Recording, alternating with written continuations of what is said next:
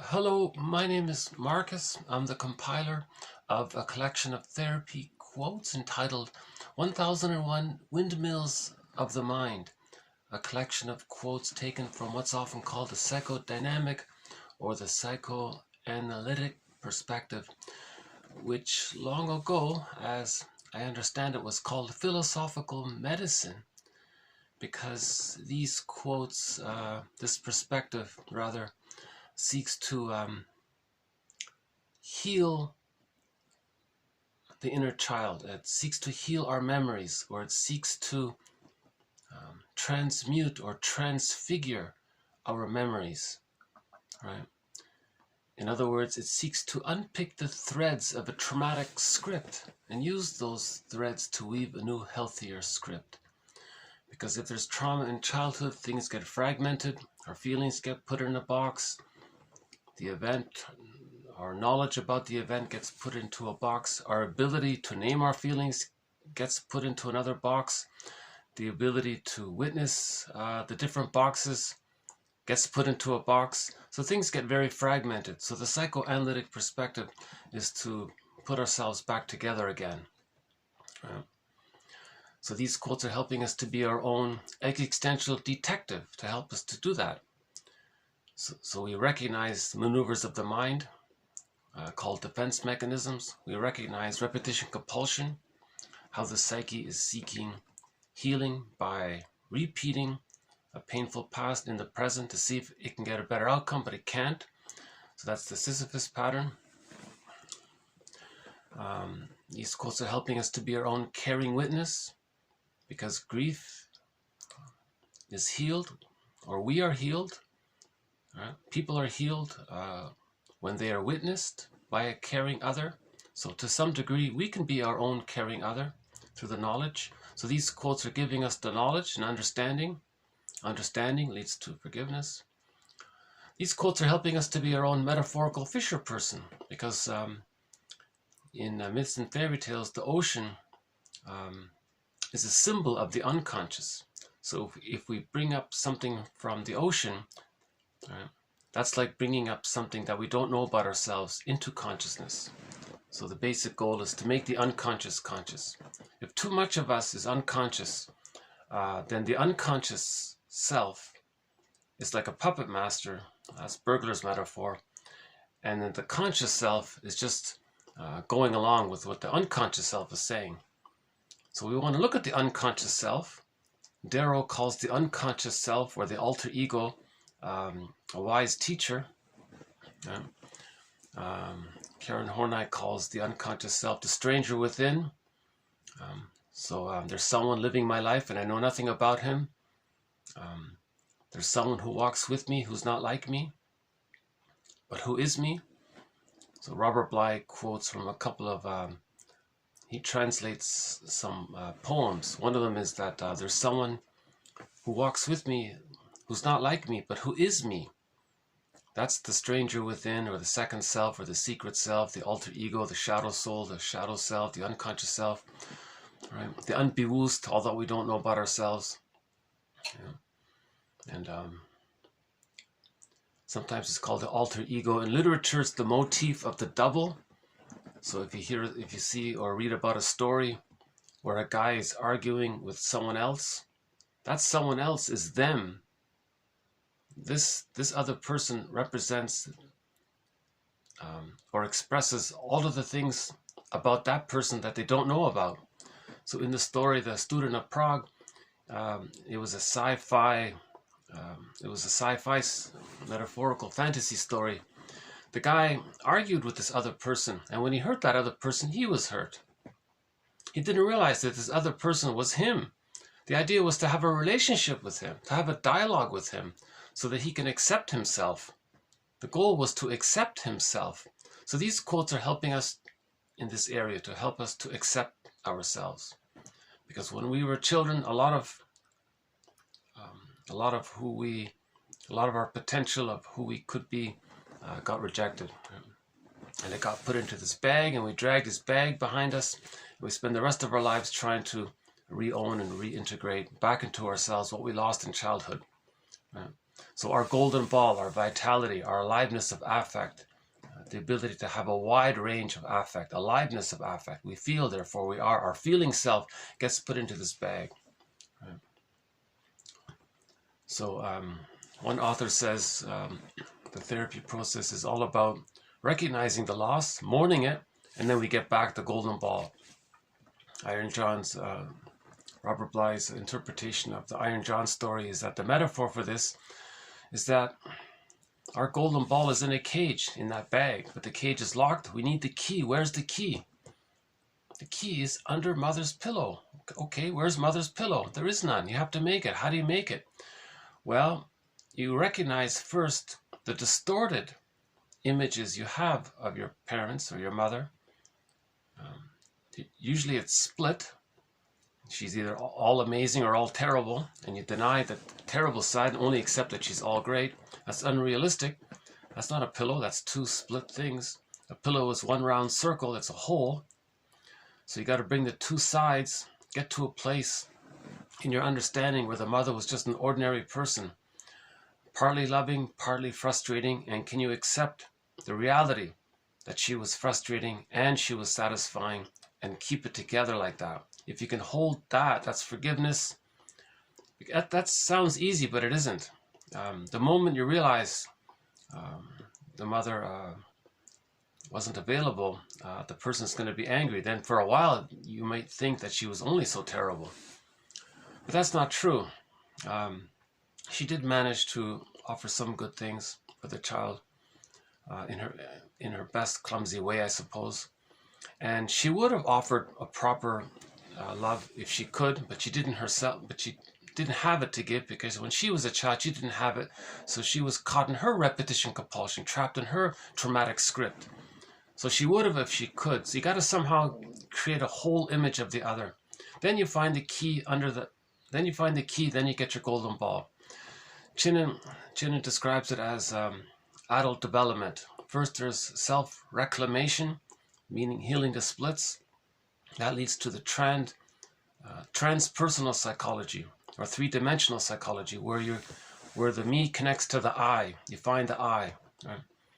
Because when you get the key out from under mother's pillow, that's differentiation. You're separating from the mother, psychologically separating.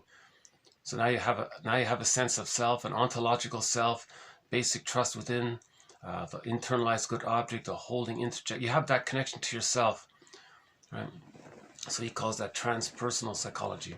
And then you get the golden ball back. He calls that emancipated innocence, right? So in the Grimm's tale, the first 30 years, we are our natural selves. Then from 30 to roughly 50, that's the donkey years.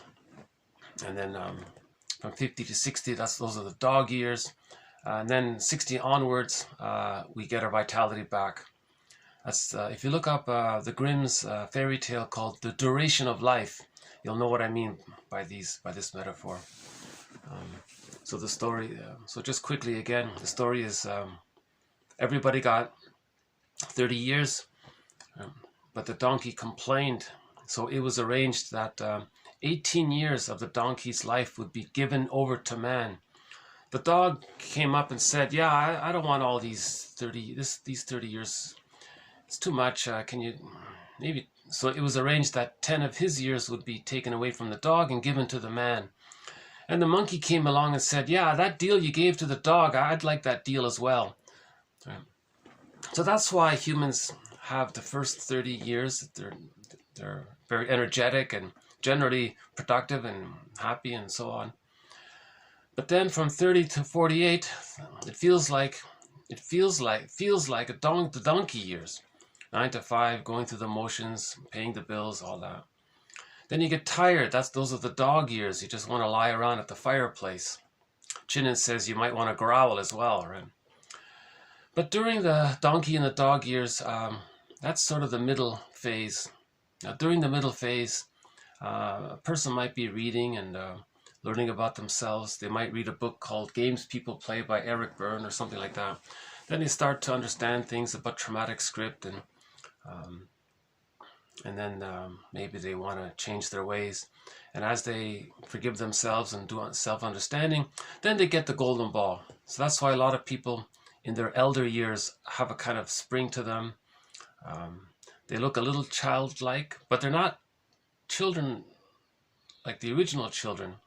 This time they're conscious, so they're a little more, they have the wisdom of the child, but they have the, the wisdom of the suffering of life. So they bring them together and they have a kind of a new, so they're an elder, in other words, from their life experience and their vitality. They use their new vitality and their knowledge, and they want to become an elder. That's the logical thing to do, right? To serve the grandchildren and so on, to pass on what they learned and to make things better for the future.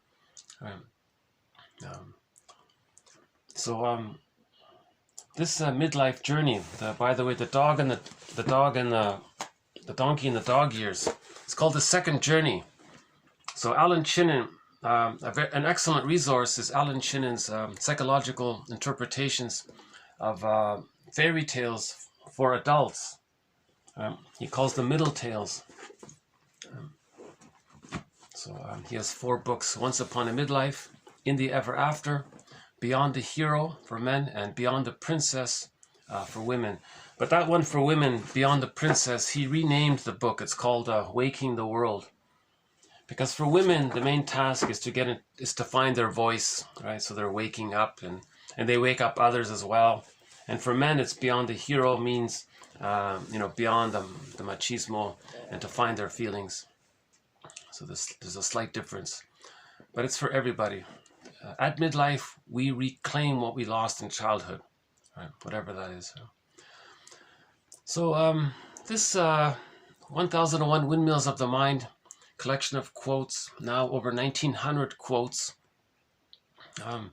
is an attempt to contribute to the self-awareness movement, the mythopoetic movement, the mental hygiene movement, or the emotional hygiene movement, or the spiritual hygiene movement, or the moral revolution, Wilson calls it. So the moral revolution is to heal ourselves. So this psychoanalytic perspective is immensely underappreciated. To the best of my knowledge, this is only the second collection of quotes from this perspective. The first was done by Gregory Bauer in his book Wit and Wisdom in Psychodynamic Psychotherapy. That was a while ago. And this second collection is widely expanded and covers more topics more in-depthly. This collection of quotes has over 30 themes or topics or threads within this perspective. So the psychodynamics of prejudice, the psychodynamics of emotional eating. If you're not physically hungry, why do you use food to deal with the anxiety that you might be feeling? The psychodynamics of the interpretation of myths and fairy tales. Every maneuver of the mind is a thread. Projection is the means of bringing repressed material to consciousness. Projective identification, coaxing others to feel what you don't want to feel, or to get them to play a role so that the person can engage in a repetition compulsion. So repetition compulsion is a threat. Transference is a threat. Negative magic gesture is a threat. Doing to others what was done to you to communicate what was done to you by your mother in childhood. The mother rejected the child. He identified with the aggressor. That's another thread. And then he does to others what was done to him to communicate what was done to him. Okay, so that's identification with the aggressor. That's a thread. Okay, Bergler calls this doing to others to communicate what was done to you a negative magic gesture. The story of Orestes is a thread. Odysseus is a thread. The work of Loretta Brunning about dopamine for the chase, serotonin from the catch. There are symbiosis is a key thread. Margaret Muller's theory about development, She says that the psychological birth of the child doesn't automatically take place with the biological birth, that there's this sort of process with sub-phases. From birth to 5 months, that's the extended womb, called the stage of social symbiosis. So humans come out too early, they need this extended womb. This extended womb is like the stage of fusion, undifferentiation, and then at 5 months, the child begins to hatch out metaphorically. But when they hatch out, they're not psychologically born. The hatching out process is gradual over a 2.5-year period. So after they begin the hatching out process, they start to practice with the idea that they're going to eventually have to lose their narcissism. Right? So at the age of 18 months, the primary narcissism dissipates if the child is loved. So there's there's the symbiosis, there's practicing, there's differentiation, there's practicing, there's the rapprochement, and so on. So there's these different phases. We have a thread based on the personality type that can spring forth based on where the developmental arrest takes place. If the developmental arrest takes place before 5 months, where the child doesn't get their symbiotic needs met, or they are prematurely ejected out of that psychological egg, or they don't even really enter into this symbiosis, that can lead to a variety of challenging personality patterns. Or if they are fused with the mother, but it's negative and they can't escape, that leads to other personality patterns. Yeah. If the child did get enough love, meaning between birth and 18 months, where the love outweighs the frustration, he manages that. That's a huge accomplishment. But between 18 months and 36 months, he's more frustrated than loved and supported there. Then that leads to another personality pattern. So all of these different personality patterns along that continuum there from birth to 3, each one of those personality patterns is sort of a thread as well. The main mentors in this series are William Fairbairn, Melanie Klein, Margaret Mahler, James F. Masterson, Edmund Burglar, and Karen Horne. Robert Bly sort of makes a guest appearance. We have excellent quotes from other psychoanalytic authors, Philip Bromberg, David Solani, Thomas Ogden, Laughlin's a great one, Laughlin, and a few others. And these 30 threads, so a thread is like a collection of quotes on a theme. These 30 threads are an attempt to weave a basket, to build the ego, to weave a basket. Okay, so one quote is, psychoanalysis, always looking for an egg in a basket that's missing. So we're trying to create or weave this basket. Okay, so weaving this basket means building the ego, building consciousness. Then we get the egg, and the golden ball can be in the egg. The firebird, the ability to mourn losses, is in the egg. The ability for aliveness of affect, to know our interests, the real self, mutuality. Right? So there's a lot of treasure in that egg. Right? Our true self, our creativity, and all of the good things that we know about, right? All of the traits of the adult. The adult is the I'm okay, you're okay. That's the. Right? So the goal is to get to I'm okay, you're okay, because that's natural, normal, healthy development is I'm okay, you're okay. With differentiation, it's called whole object relations. I'm okay, you're okay, right? So this is part, by the way, I ran out of storage space in part 1, hence this now part 2. I miscalculated there. So this video is TQ 1907 to 1970, 17. Again, 1907 to 1917, part 2 of 2. Okay, hold on a sec. Let's see how we doing here. Okay. Yeah.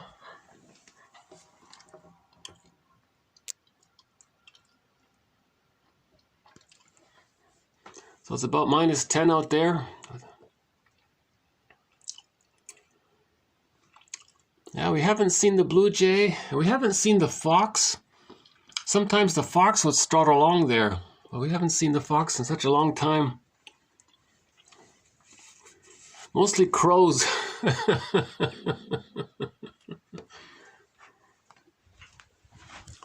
Actually, the crow is sort of one of the companion animals in this series, because in one indigenous tradition, the crow is considered, some indigenous groups regard the crow as being a very conscious bird. If you look at their eyes, they have a very, it looks like they're very conscious. We don't know, but we might be projecting our ability to be conscious onto the crow and think that they're conscious. But they are intelligent birds, so hence we say, well, they seem to be very intelligent. So they say that the crow is the keeper or the guardian of psychological knowledge, of spirit. Well, they say spiritual. So often when people say spiritual knowledge, really it's psychological knowledge, right? Now we have jargon, but in the past they had spiritual motifs. Now we have psychological motifs, right? So for example, a myth or mythological motifs or fairy tale motifs, themes, patterns, right? Now we can say that now we know what they are, so they're psychological motifs. So a myth and a fairy tale, it's like a dream, it's a soul story, right? So a person wakes up in the morning, everything they dreamt belonged to one psyche. You can think of a fairy tale or a myth like that. It's like one long dream belonging to one person's psyche. Every character in a dream is a fantasized personification of memories, right? So myths and fairy tales, like the child said, are true on the inside, not on the outside. They're true on the inside, like dreams. They're soul stories. But okay, so maybe I'll just do a quick recap of what we covered in part 1, and then I'll continue in this part 2. So in part 1, actually the first part of part 1, I kind of babbled on a fair bit there. I'm not sure how coherent I was. Hopefully something useful came out of that. But I would say in the second half of that video marked part 1, we discussed these videos partially. So I'll just do a quick recap here. Okay, TQ therapy quote number 1907. Okay, the analyst, right, or the therapist aims at creating a transitional space so that the client can experience her or himself as being creative. So how do you create this space so that they don't feel themselves to be a passive object of the work? He's saying that if you can call out projection and transference, then you have whole object relations, then you have this space between the two people. If one friend sees their friend as their brother, there's not much space there because he's interacting with his friend as if he were his brother. So there's no space there. It's just a repetition of some past. So the creativity is missing. But if the friend can say, hey, do I remind you of your brother? You know, I think you do. That's why I'm talking to you this way, isn't it? Oh my goodness, I'm sorry. So he withdraws that and says, tell me about you now. Yeah, you're different from my brother. Oh, I like that. Tell me more about you. Okay, so now there's differentiation, there's separation there. Now that space between the two, okay, that can offer some kind of fresh creativity if there's this, he calls it, his jargon here is transitional space. There's this thirdness in between the two. You want this sort of thirdness space in between the two. That's what he's saying here. Rather than, the alternative is just transferring the childhood scene, right? Assigning a role from your childhood to your friend.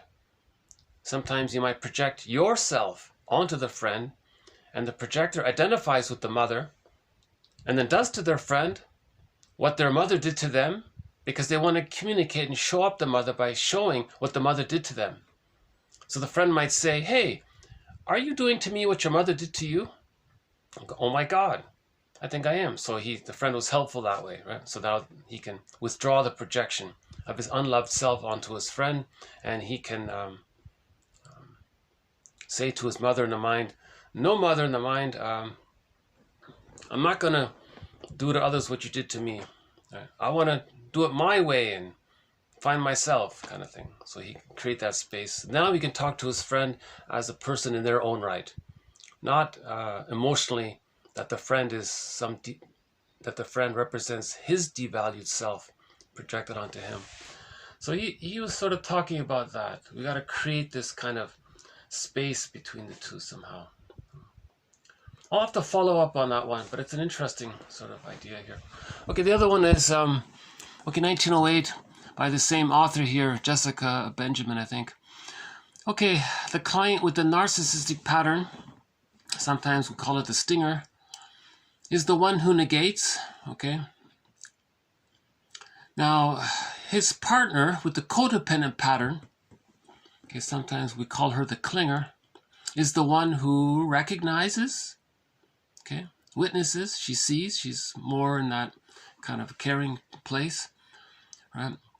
Now, she's either the object, being that which the former leaves his marks on, so she's kind of hurt by him, or she manages to just absorb his anger. So I talked about the stinger and that's another thread in our series, the stinger and the clinger. Just very briefly, if the arrested development takes place prior to 18 months, he ends up as the stinger. Or one personality pattern. There are a dozen or so personality patterns, but some of them take on the role of the stinger, meaning if the child, when the child's born, he has a self. It comprises of his true self, his true potentialities, all of his inherited true potentialities is there, and he has what's called the grandiose part self up until the age of 18. In normal development, that dissipates, and he doesn't think he's a little god anymore, right? But up until the age of 18 months, he thinks it's all about him. Hence the expression, he thinks he's a little god, because he thinks it's all about him. In the womb, it was all about him. In the extended womb, it was all about him, right? And then from 5 months to 18 months, he begins to practice with the idea that eventually it's not going to be all about him, but it's still all about him. The world is his oyster. That expression is commonly used. Right? The mother's there to serve him, and in the womb, everything around him was there to serve him. When he's feeding, he thinks the breast is just there to serve him. He doesn't recognize the breast as belonging to his mother, who's a separate person. He just thinks, oh, there's this thing that's serving him. So it's all about him. You see, so if there's trauma up until the age of 18 months, he loses the true self. What does he have left? All he has left is that grandiose part self, thinking it's all about him. Now, because of the fusion, they haven't differentiated yet. Again, the baby needs love to differentiate. If he's not getting loved, he's still fused. Now he's fused. That fusion is very painful. He identifies with the aggressor. Now, the aggressor is the giantess in the nursery. She's all powerful, all grand, all omnipotent. So he thinks as a result, he then thinks he's so important and it's all about him. That's the narcissistic pattern. Now, from the baby's point of view, he was devalued by the mother. So he identifies with the aggressor, and then his unloved, devalued self is then projected onto others, or seen or believed to be onto others. Okay? And then he wants to express his anger at his mother, at what she did to him. So he will devalue others, make shaming remarks, humiliating remarks, put down humor, negative humor, sardonic humor, saying bad, all these frightening things to the other person. To say to the mother in the mind, look, mother in the mind, this safe, peaceful, innocent other person that I'm so negative towards, well, when I was a child, I was safe, peaceful, and innocent, and I'm showing you through my behavior what you did to me. Okay, so he's talking to his mother in the mind, trying to tell her, he's expressing his anger at what she did to him. Now, how does he do it? He doesn't have words. He only has the memory in his pre-verbal memory system. So he acts it out in his behavior. He mimics her. So he shows her through his behavior. So he says, look, mother in the mind, through my behavior, I'm going to show you how you behaved towards me. Okay. So we're calling this the stinger now, right? Because the child felt the mother was a stinger towards him, projecting towards him. then he rejects others to communicate that when he was a child, he was rejected by his mother. So the slang is that he's the stinger now, right? Now, because of the fusion, when he's negative towards others, because of the fusion, he feels that the other, the innocent other, just hurt him. Now he feels the victim and justified to say that the safe person is so bad. At the moment they do that, they feel like the victim. So now they devalue the other, feeling that they're the victim, and they're stuck like, it's a loop, like Sisyphus. So the narcissistic pattern, the stinger pattern, it's like Sisyphus. They're negative towards others, they still feel like a victim. The person, and then they feel like the person they hurt victimized them. Because the fusion is the image of the self and the image of the other are like two overlapping circles. He owns both of them, and he can project one, identify with the other, and it's called doublethink. He can believe that he's the victim when he hurt the other. Yeah. Now when he hurt the other and he feels the victim, he then switches and thinks the other is the victimizer and he's the victim, although he's the one who's hurt the other. So that's the doublethink from the narcissistic pattern. You see. So we're calling him the stinger, and you can't call him out. If you call him out on it, you're questioning his identity. Now his identity is the false self. He doesn't have the true self. He can't feel the true self, right? Because it's squelched. His true self is on the other person. He doesn't want to accept it. It's too painful to be reminded of being rejected by the mother. So all he has is the false self. Right? So the false self is this pattern here, the fusion between the grandiose part self and the omnipotent other. That fusion there, we're calling that the false self. So if you call him out on it, he thinks that's his identity. His only concept of his identity is this false self configuration. Right? If he doesn't have that, what's left? Right? So that leads to vindictiveness, narcissistic injury, narcissistic rage, they call it. So he'll be very angry and vindictive, right? So that's why people are always on eggshells around people with the narcissistic pattern. You got to be hyper careful what you say. They're easily slighted, and their antenna is hyper alert, you know, because they want to always think that everything's about them, and they want to see that others think and believe that they're so important, because they're stuck like that. They've identified with the aggressor. Again, from the baby's point of view, mother's the god, right? They have identified with that, so they want to think that they believe they're that high position, superiority complex. So they want to see that others give them that kind of so-called reverence. They might say the word respect. What they mean is that mirroring. And it's insatiable. No other person, no lackey, no codependent partner, no other person can mirror them or give them what they need. So they're greedy. It's insatiable. Hold on a sec. Okay. Okay, so we're talking about the stinger. So love and gratitude haven't entered the psychological picture with the stinger, for the most part. Karen Horne would object. You can't make these generalizations. You can't make so every quote is an approximation. There's no perfect quote. There's no perfect theory. These are all estimates. These are all guesstimates, estimates, approximations. We're just working towards understanding. So you have to start somewhere. So this is just sort of an approximate model. So Karen Horne she's the one that always reminds people, no, you gotta keep the humanity in. You don't know. The stinger may have some ability to love. You just don't know it or can't read it. You can't make that sweeping generalization. But generally speaking, people with a narcissistic pattern, their humor is very dark and negative, and they can't say thank you or apology or make a mistake. They won't admit they made a mistake, or they won't make reparation, because it's all about them. How can they're still in that baby psychology of needing to receive mother's love, which they didn't get. Hence they're greedy and envious all the time. So they're not. That's why we're saying love and gratitude haven't entered the psychological picture, because they're still stuck trying to receive the love they need to then have love to offer, but they never got it to begin with.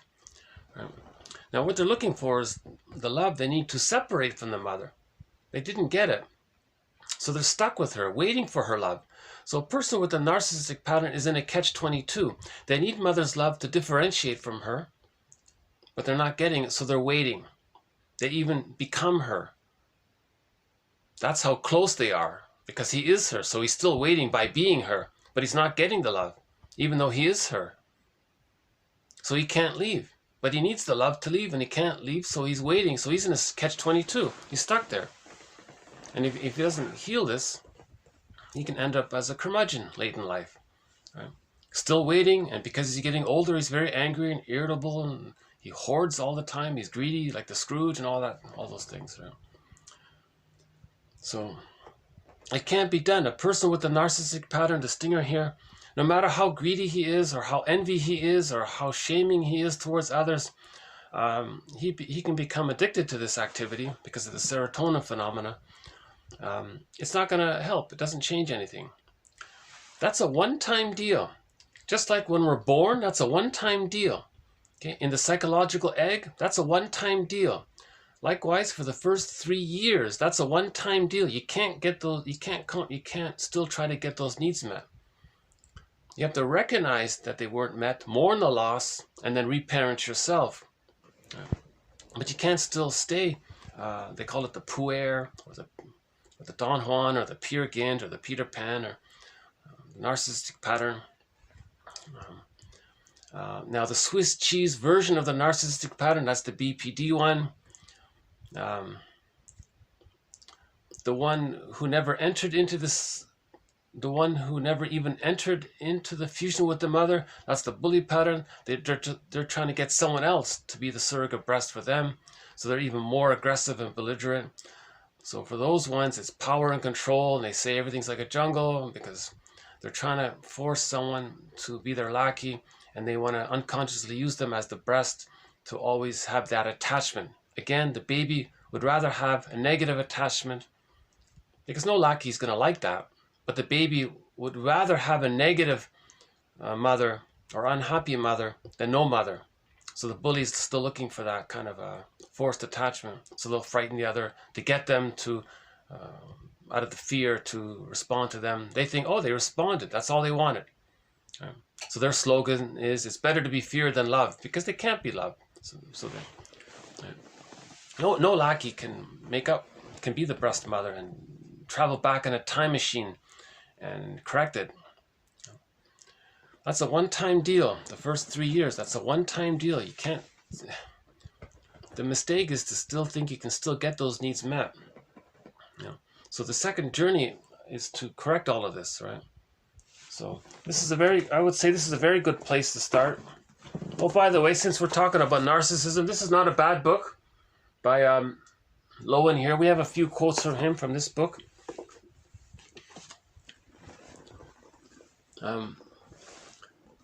So in the beginning, the baby thinks he's not okay and the mother's okay. If the mother's on the phone for too long and the baby's terrified, the baby has no concept of time. He feels, we theorize that the baby thinks he did something wrong, he's being punished, he's no good, he's not worthy of mother's love. He thinks he's no good because he's so scared and he feels awful about it. All that stress makes him think that he's no good. But in order to feed and relate to the mother, he has to hallucinate that she's all good in order to feed and have the relationship, even though it's a lie. So the baby adopts the mindset that he's not okay and the mother's okay. Now, in normal, natural, healthy development, this ends up with, I'm okay, you're okay. But up until the age of 18 months, if he still has that, I'm not okay and mother's okay, and it's too painful, and he can't hold on to it, and he's not getting enough love to let that, to evolve to the next stage of I'm okay, you're okay, he gives up and identifies with the aggressor. So he adopts his own fake lie attitude that his mother was okay for himself, and then he says that he's okay. And he adopts his fake belief that his mother believed that he was not okay. So his unloved self is then projected and seen onto others. Then he says that he's okay and others are not okay. Again, when he says the slogan, I'm okay, you're not okay, he means himself seen outward. Right? So prejudice can come from there. Right?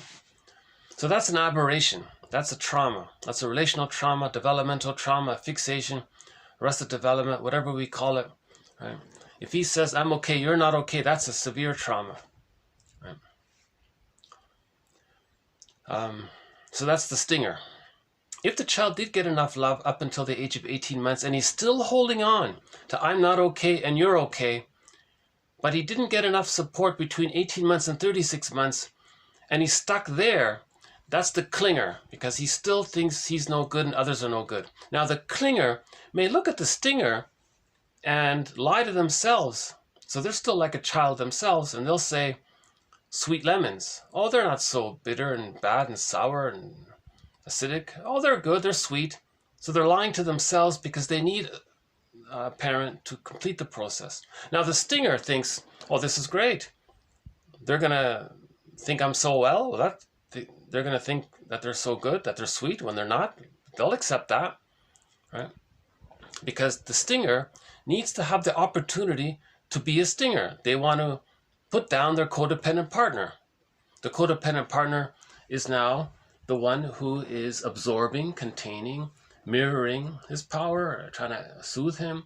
And she's actually trying to, she has the delusion that because he has a fake, that aggression.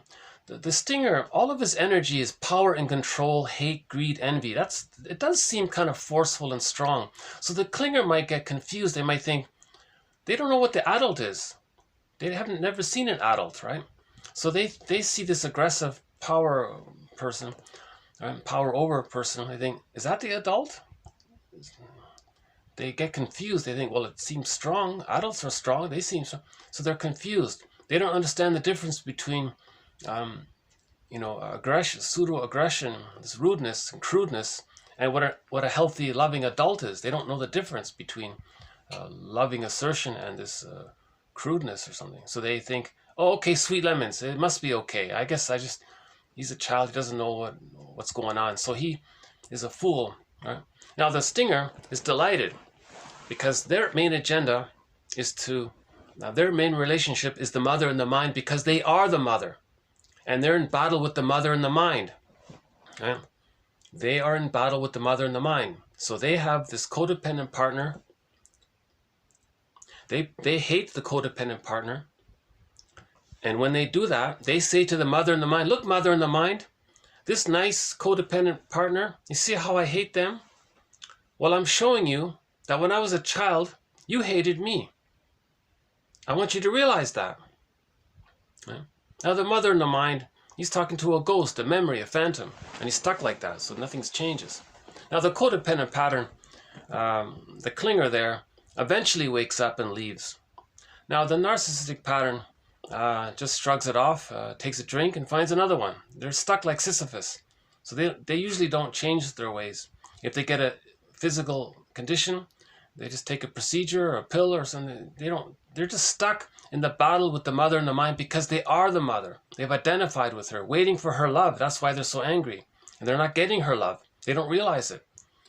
You see? And they're stuck there, and they're very demanding, and all of their energy is into this anger about this. So they're hostile. Now they can mask it over, and they try to hide it and cloak it with rationalizations. And if they have any kind of talents or some other abilities, then they sort of can hide under that. So those things become enablers or something. So that's a quote about the clinger and the stinger. This quote here adds to our thread on the relationship between the stinger and the clinger here. This quote points out that the clinger is the subject. The clinger has some capacity for love and gratitude because they have partially differentiated. Not completely, but they've gone halfway, let's say. The stinger hasn't left the mother. The clinger has partially left. That's the idea. So they have love and gratitude to some degree. And they're trying to help, so we recently played that song by the pop singer Gabrielle, a very good song called Give and Take. That song is about the codependent partner saying, aren't relationships about give and take, mutuality? And the partner says, and she says, you're in complete denial. You don't get this, do you? He said, I don't know what you're talking about. Oh yeah, you're in complete denial. So then she realizes, could you please see a therapist? Can you change this? Can we have some mutuality here? He said, mutuality, what's that? It's all about me. I'm so important. It's all about, that's what he's saying, right? So this song is about this dynamic. Very good song. It's called Give and Take. Should we play a bit of it here while we're on it?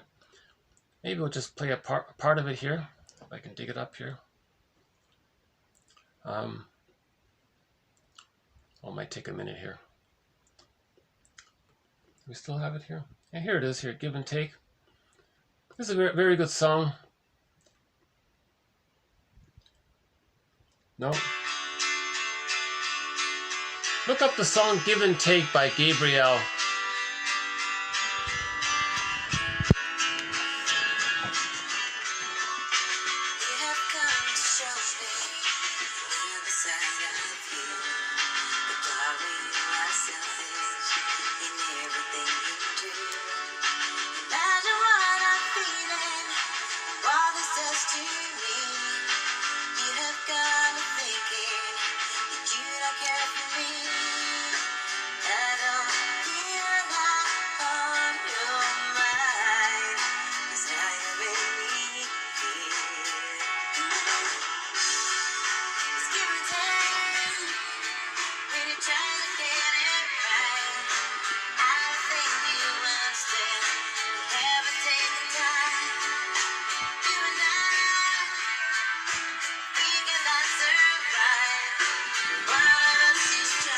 There it is there. One of us is trying and one of us is in denial. That's the main line there. So that's a pretty good song by her. We played it recently. So okay, so let's go back. Okay. Yeah, it's a challenging topic, the stinger and the clinger. Most self-help books are written by former codependents, former clingers. And they're shocked because it's really the partner just hated them. They gave so much of their love and attention and kindness and affection and tenderness and patience. They did all this. All that time, their partner was hating them. They go, oh my God, like it's just so alien. It's just so bizarre. They don't get it. And then they realize, oh my God, they've identified with the aggressor. They have the narcissistic pattern. Yeah. And we have all these books about narcissism now, the age of narcissism. It's a big thing, this whole narcissistic pattern. Right? That's one of our threads, by the way, the narcissistic pattern. And we recently showed that Michelangelo painting about the fusion there. He sees the reflection. Should we bring that up again quickly? He sees the reflection of himself. Oh, somewhere here.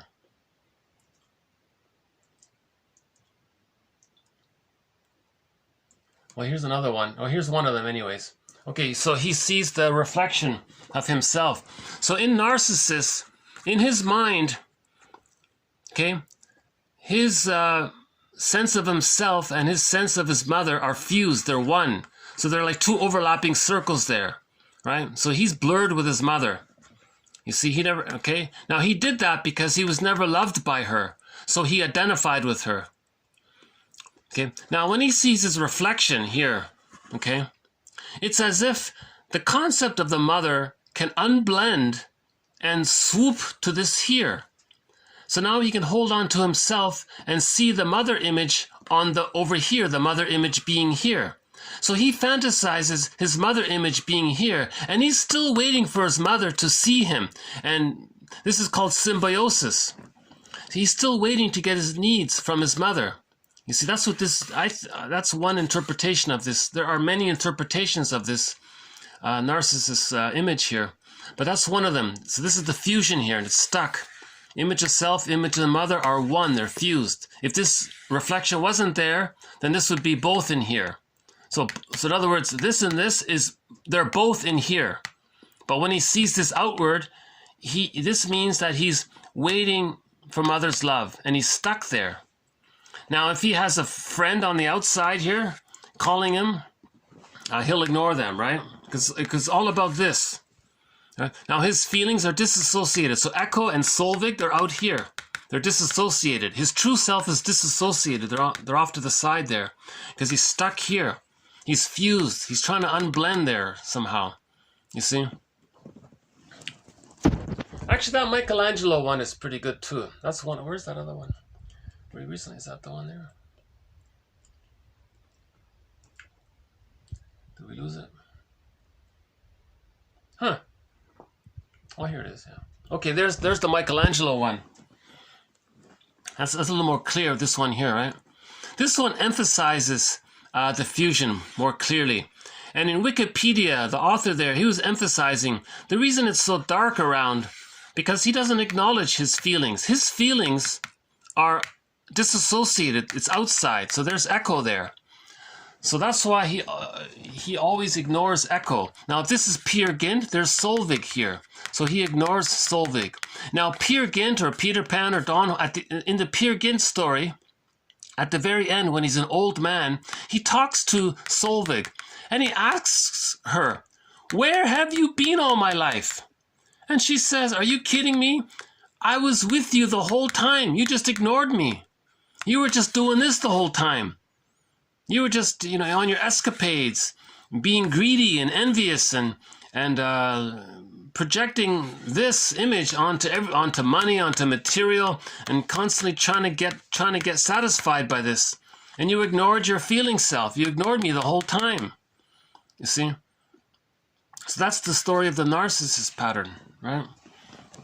So he's the stinger, in other words, because, for example, in the Don Juan version of this, he was a womanizer. He would reject a woman because he wanted to say that his mother rejected him. There's his mother here, and the mother's rejecting him. You see, he's not getting it. He's stuck. He's waiting for it. So another woman, he's going to reject them to say that he's still waiting for her love. And she's rejecting him. That's why he rejects others. And she's trying to communicate to his mother in the mind. Look, mother in the mind, you see how he rejects... Okay, so he might be saying, see how he rejects others? That's because she rejected him. And he's stuck in this dialogue with his mother in the mind. See, this is the etiology or the inner world or the psychic structure of a person with the narcissistic pattern, right? So this can take place with bottle feeding, if the baby's separated at birth, if the mother's using a schedule, if the baby cries themselves to sleep, they're terrorized by that awful activity. The baby gives up, he's going to collapse, and finally he falls asleep. Like, oh, the baby's terrorized, by these kinds of things. So there are a variety, we've covered a wide variety of theories around what creates the narcissistic pattern. Basically, if the mother's misattuned or rejecting, or if the mother uses the child to comfort her, if she turns the baby into a symbiotic object to mirror her, right? Or she uses the baby, she puts down the baby because that mother wants to communicate to her mother in the mind that when she was a child, that her mother rejected her. So she says to the mother in the mind, look, mother in the mind, through my behavior toward your grandchild, I'm going to show you what you did to me. So that child's true self gets lost. When the true self gets lost or squelched, all he has left is the false self. Right? So he's taking refuge in this. You see, he's actually taking refuge in this. He's taking refuge in this. And in the Peer Gynt story, he says, Solvig says, my hope, your hope was here with me, but you ignored me your whole life. You ignored your feelings the whole life. Now to get back Solvig, that's what the second journey is about. Okay, waking the world, right? Or this is what this story's about, to get back the feeling self. So these stories, right? Oh, what happened to my pen here? Oh, I just lost my pen. Huh? Okay. Okay. So let's go back to the quotes here. So I noticed I was being a little absent-minded there. I just my pen fell down somewhere, right?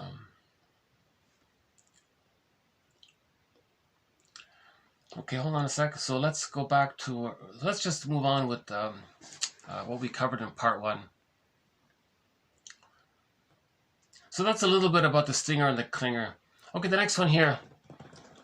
Okay, oh yeah, we talked about Don Juan. So the narcissistic pattern,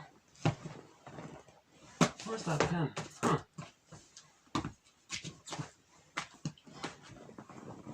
Oh, here it is. Okay, here it is. Okay, so one version of the narcissistic pattern is the Don Juan, right? So Don Juan is anti-memory, anti-self-reflection, anti-healing, anti-self-awareness. Okay? He's just Sisyphus. He's angry at his mother. Okay? His rejection as a baby, he interprets his mother as his mother rejecting him. He becomes her. So he's anti the memory of that because it's too painful. Now, if you accept the memory, the story is Orestes. Orestes accepts the memory. Okay? So the furies is the memory of being unloved. So this is the persecutory anxiety. It's called the furies. Okay? So psychoanalysis is founded on the rehabilitation of memory.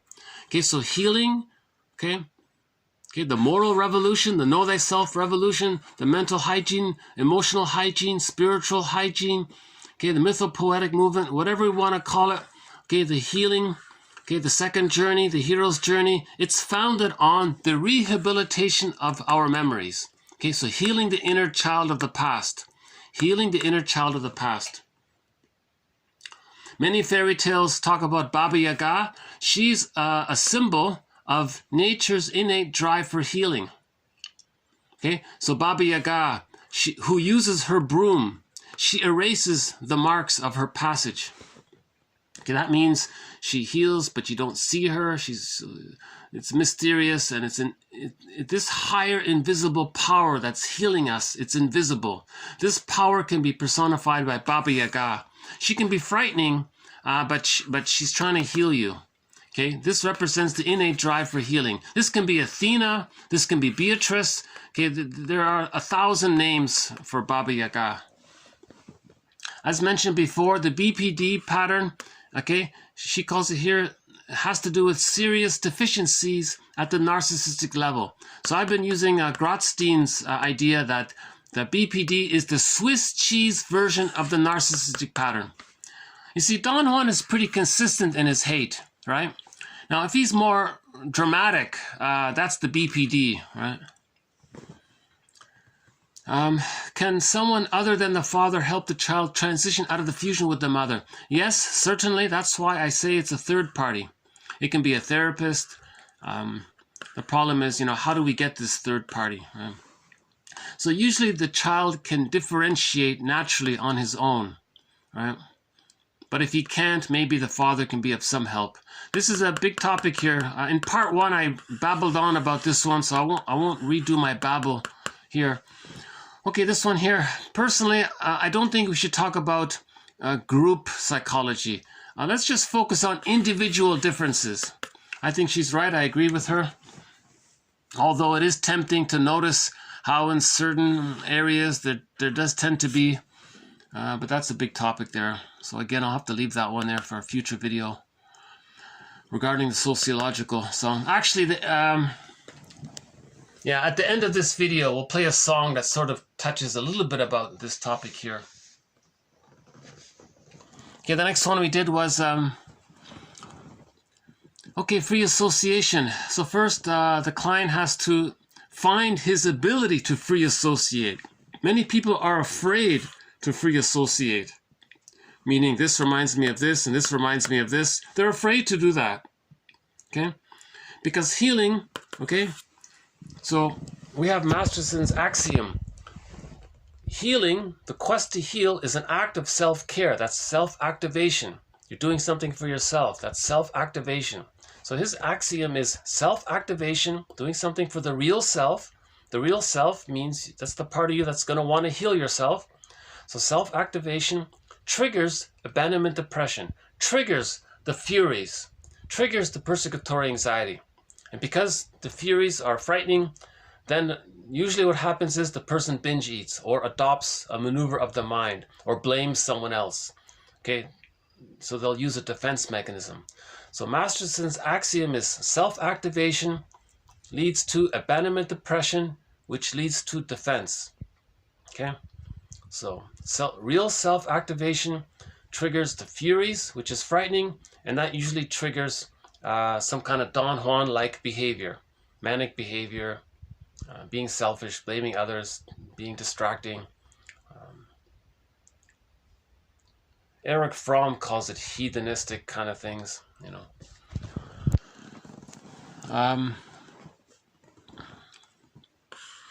Okay, so first we have to help the person free associate, because he's afraid to do that. He's afraid to begin the healing journey. So free association is related to self-activation.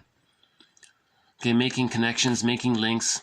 Okay, so the main link we want to make is the recurring repetitive pattern that the person experiences habitually in their life. Link it to when it began, and then to see it live in the here and now. Can you make these links? So free association ultimately leads to that major link there. And then when the furies comes up, the role of the therapist is to, he switches. First, he's a little more focused on helping the person to free associate, you know. And then when the feelings come up, the therapist sort of steps back, and he's like a symbolic breast. But not feeding, just being present. Because when the trauma memories comes up, the therapist shouldn't really do anything.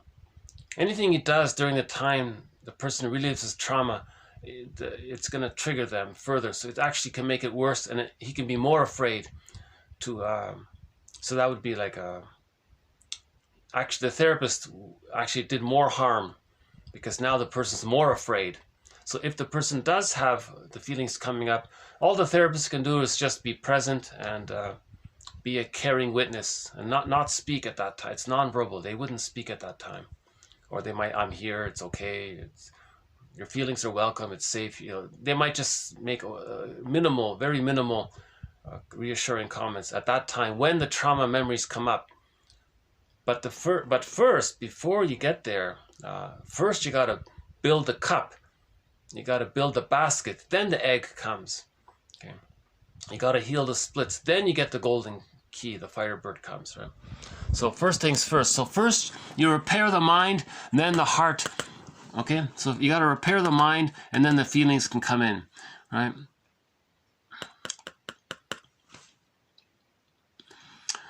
Next one here, prejudice, one of the most massive projections of our times, has been developed essentially by men. But that doesn't mean that women aren't prejudiced as well. Okay, that's another sort of rant I went on in part 1, so I won't redo it here. This author says here she doesn't like the term feminism. She says, I prefer the struggles of women. Let's just say the struggles of women. Let's avoid this generalizing sort of us-them mentality of the ism. Let's get away from the isms.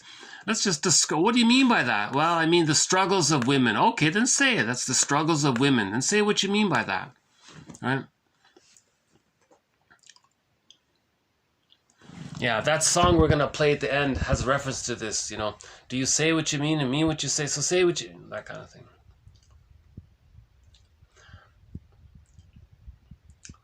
Okay, so all of that was discussed in part 1. So let's now move on to part 2. So we'll continue now with this batch here called TQ 1907 to 1717. So this is part 2. So in part 2,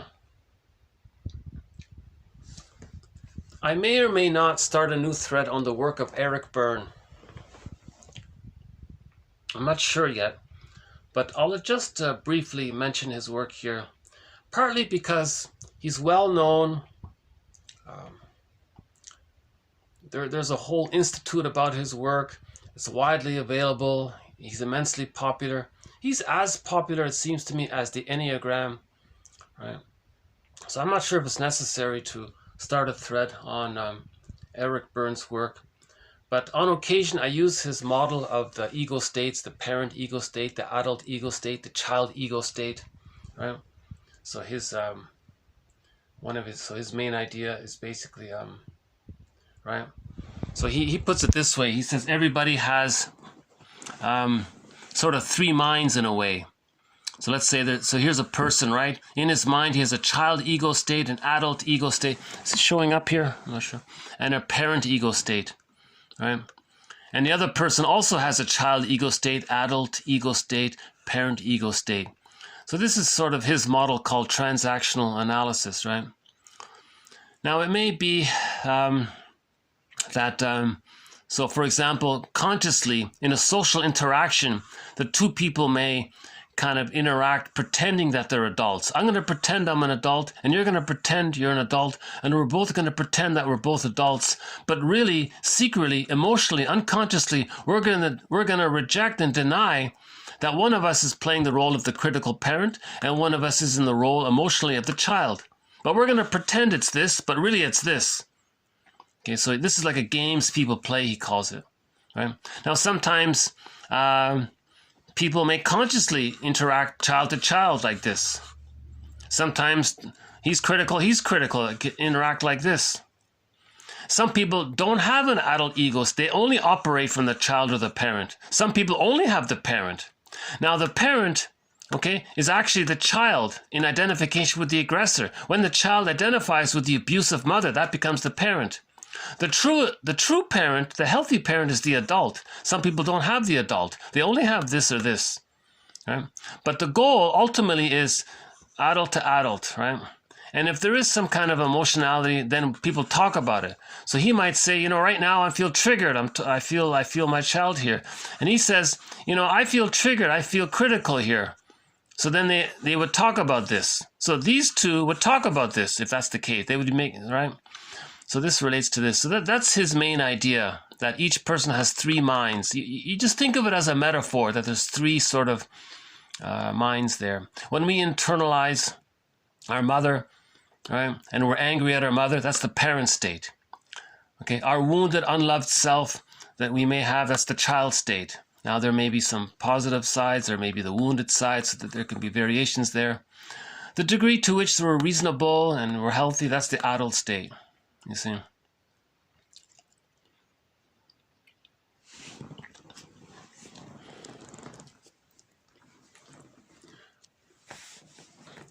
So I'll just do a little bit about Eric Berne's work. So again, this book, 1964, written 1964, bestseller, 5 million copies. Okay, it discusses dysfunctional social interactions. Functional, okay, that's adult to adult, but usually it's dysfunctional, right? And what he did was he tried to describe dysfunctional relationships, okay?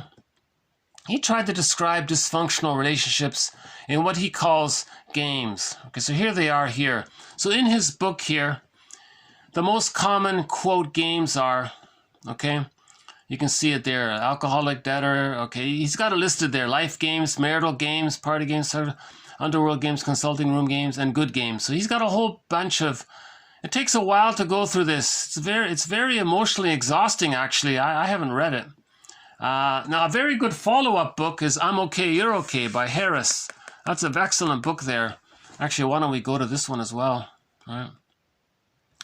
So this is a very good follow-up.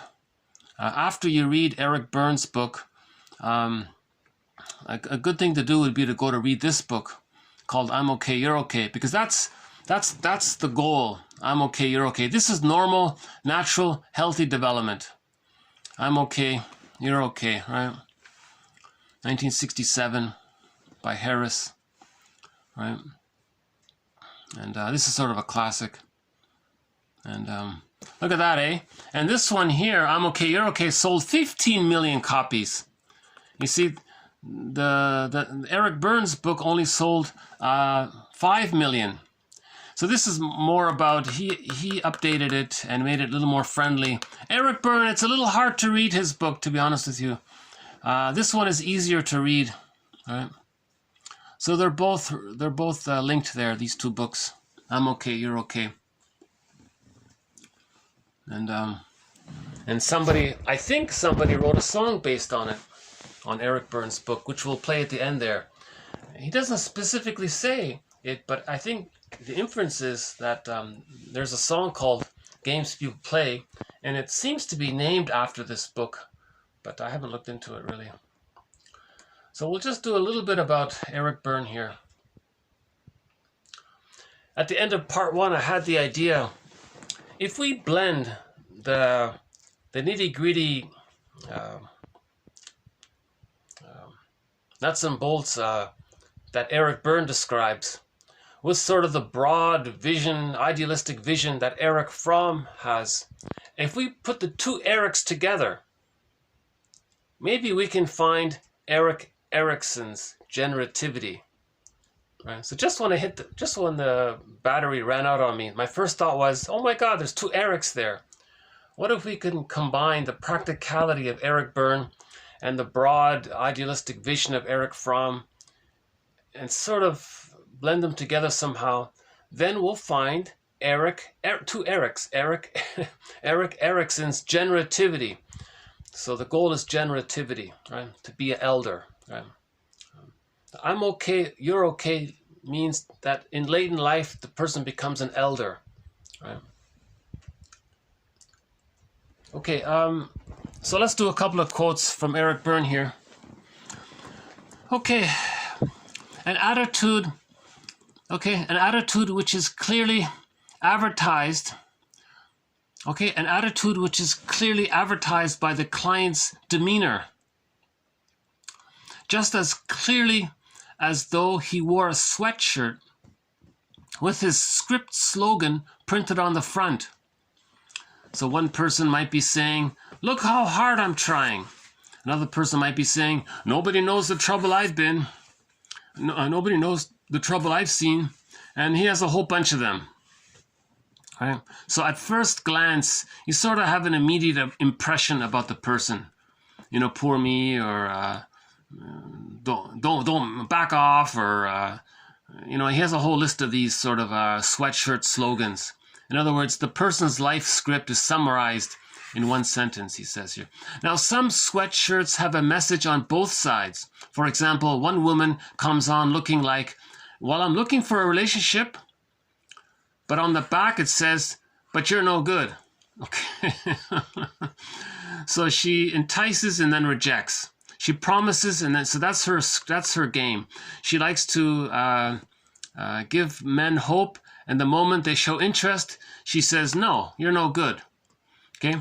So the woman who does that game, right, she's showing the mother, look, mother in the mind, you see how I offer promise to those men, and then immediately when they show interest, I reject them? Well, that's what you did to me when I was a baby. I felt like you were showing promise to me that you were going to feed me on time. And then you didn't. You answered the phone. You rejected me. I didn't like it. Now I'm going to show you what you did to me.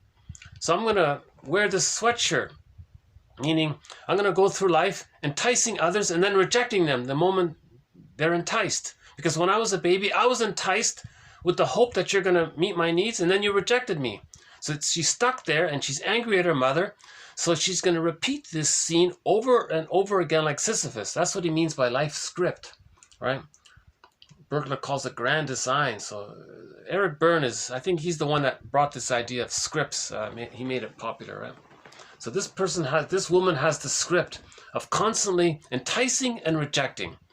Enticing and rejecting. Enticing and rejecting. Because when she was a baby, she felt enticed, hoped that the mother was going to feed her. And then, no, it got rejected. Happened again, it got rejected. Happened again, it got rejected. So she's stuck like that. It's painful. She's trying to master that trauma. How does she master that trauma? First, she's got to say to her mother that she didn't like it. Now, how does she tell her mother that she doesn't like it? Through her behavior, she shows others what she did to her. That's her attempt to show her anger at her. So Bergler says she's trying to show her up. That's the idea there. And there are a whole bunch of these sweatshirts, right? So I just put one example there. There's a whole, okay, so the sweatshirt is usually derived from a favorite slogan of the parents, such as, so sometimes the parents say to their children, nobody in the world will love you like your father and mother do. Now, this may serve to separate the child from others, or maybe they are looking for help, and on the back they say, well, how about you? So there's two there. So there's sort of like a positive side. So some people separate, some people think they're superior. At the same time, hey, wait a minute, something's wrong. Are you suffering with childhood trauma as well? Can we talk about it? How about you? So there's sort of the sweatshirt has two sides sometimes. Okay, the sweatshirt, which says you can't trust anybody, okay, means that he will look for evidence. Okay, reinforcing his position that he's okay and others are not okay.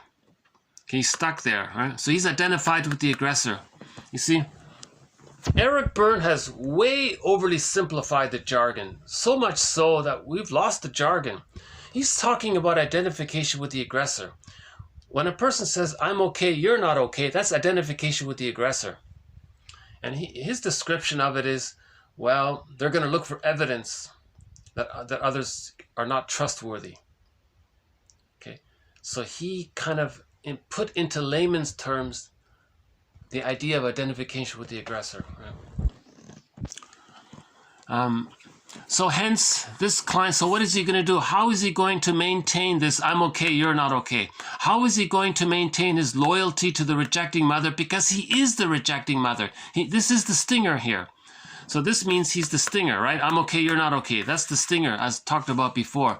So how is he going to do this? How is he going to maintain his loyalty to the mother? Because he is her. Well, he's going to pick people that he knows are going to be disappointing. And then when he proves his point, he collects a stamp. You see, I'm right. Okay, so then that preserves his narcissism. You see, thus confirming his position that you can't trust anybody. Okay, meaning he preserves his identification with the aggressor. He preserves his loyalty to the mother in the mind because he is the mother in the mind, because of the fusion. That's the narcissistic pattern, as we talked about earlier, right? Now, if the therapist doesn't take the trouble to look at this, all right, in advance, it is only after the dust of a failed therapy settles down that the, quote, victorious client walks away, that the therapist sees what was written on the back of the sweatshirt. Now maybe you'll believe me. All right? So he's very fused with the rejecting mother. He wants empathy for this. Okay? So the therapist has to help the person separate from the mother. He's too blended and bonded with the mother. The therapist's job is to help him separate from the mother. The therapist is like the father that helps the child separate out of the fusion with the mother, right? If the therapist if the therapist is alert, however, he still must be careful not to move in too soon, so to speak, or the client will say, see, I can't even trust you. So the client is heavily invested to prove that the therapist is no good, because he wants to prove so severely that the mother was no good. So to maintain the bond to the mother, he's got to make sure he believes that others are no good. Then he's loyal to the mother. The only way to stay loyal to the mother, meaning to have an identity, his loyalty to the mother means he has an identity. So the only way to have an identity is to reject others and to prove that others are no good. So his sweatshirt is, you can't trust anybody. That's his sweatshirt. Okay, so that's a sample of the type of thing that Eric Berne is talking about. Okay, another example here is the first script programming. Okay, the first script programming takes place during the nursing period in the form of short protocols which can later be worked into complicated dramas. Usually these are two-handed scenes between the baby and their mother with little interference from the father. Quote, if this relationship were put on stage, what kind of play would this be? Okay, so he's trying to teach the idea that there's like a mini drama going on with the breastfeeding. There's a drama. Well, put that on stage. What would it look like? Okay, again, so this is about birth trauma. If Otto Rank, author of the book Birth Trauma, and his protege, Nandor Fodder, he was sort of his protege, his student there. His number one student was Nandor Fodder, right? Otto Rank. Okay, so if they were right, if these two gentlemen were correct regarding birth trauma, then the fears and longings which arise from passing under the arc, okay, the birth canal, through which no man can ever pass again, okay, nature's original one-way street, one-way ticket, there's a song, eh? One-way street, one-way street, one time, you can't do that again, it's a one-way. The birth canal, you go out, it's one time, you can't go back in. Now, if that's true, then what happens there would form important elements of one's script, right? Something to consider. For example, if he had birth trauma, right, he's going to be afraid to achieve his psychological birth. If his biological birth was painful, he's going to be afraid to achieve his psychological birth, because the psychological birth would remind him of his biological birth, something like that. If information about remote ancestors or great-grandparents can be obtained, so much the better for the script analysis, but in ordinary practice, in most cases, it starts with the grandparents. Because the grandparents traumatize the parents traumatize the children. So if you look at the grandparents, you can sort of see the pattern there. Okay, one more example here. To not treat yourself in some similar way your mother treated you. Okay? The moment you're about to binge eat, stop and say, "No, mother, I'd rather do it my own way and win." Okay? Or just say, "No, I'd rather do it my own way and win." Okay, so we do to ourselves something similar to what our mother did to us. So if you're going to do something dysfunctional, say, "No, mother," or "No, memory of the mother." Maybe that's better. Just say, "No memory of the mother," no past memory of the mother. I'd rather do it my way and win, right? Now he confesses here. Repetition compulsion. As for myself, so he's a little honest here. As for myself, I know not whether I am still run by a music roll, okay, repetition compulsion, or not. If I am, okay, I try to be mindful. I wait with interest and anticipation and without apprehension for the next notes to roll. Where will I go next? What will I choose? Will I be the brave improviser, facing the inner critic, facing the mother and the mind alone? The song of my life is equally suspenseful. So he was just trying to make the point that repetition compulsion is one song, a music roll, repeating the same thing over and over again. Or if you try to go on the second journey of life, right? That's another music roll. It's equally suspenseful. Right? Why don't we just play a brief clip of Eric Berne, just so you know who I'm talking about. This little snippet here from an interview, he was talking about, when does the adult mind begin? I thought this was interesting here. So here's Eric Berne in some interview here.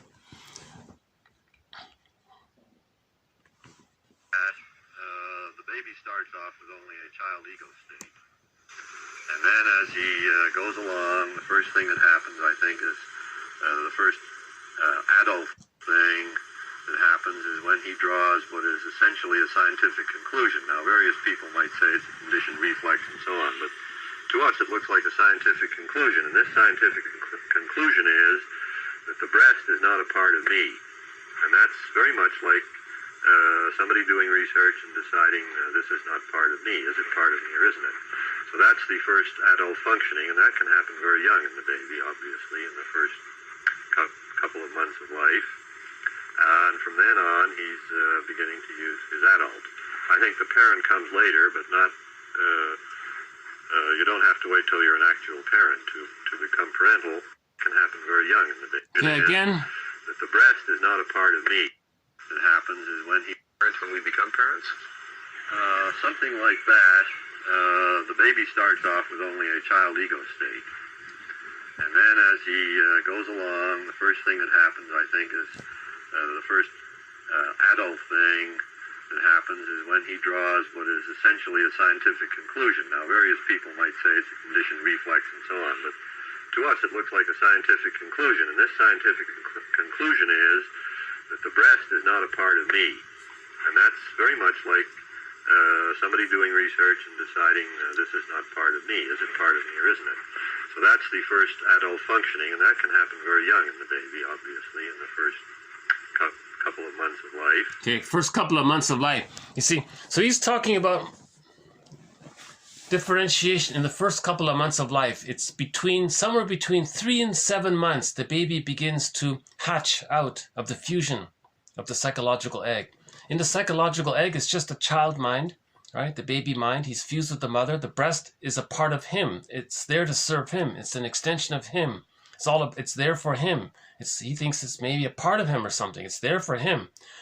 But beginning at roughly between 4 and 5 months, if it's comfortable, if he's satisfied, right, he can emotionally, psychologically, spiritually recognize that the breast mother is separate, not just cognitively or perceptually, but in this inner world way, in his feeling way, in his needs way, in his spiritual, in his psychic fiber. It's this invisible, in the internal world.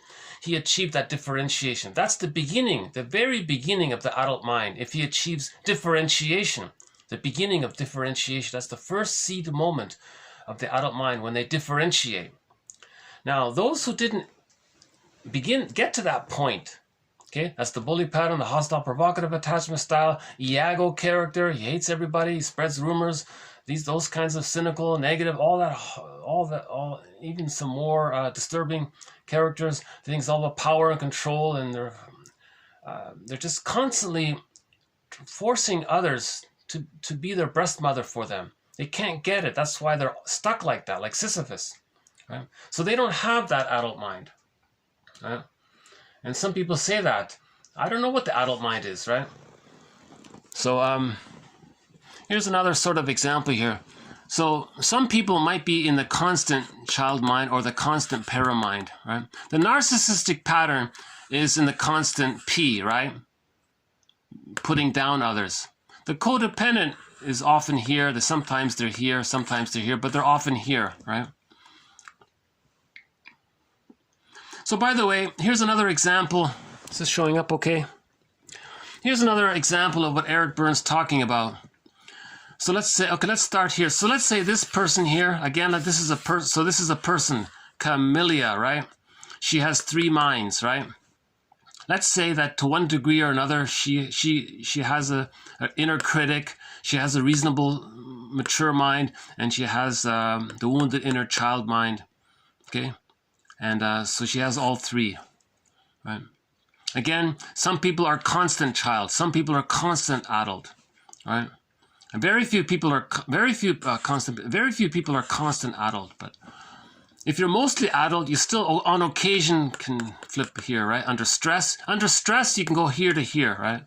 So this is the stinger and this is the clinger.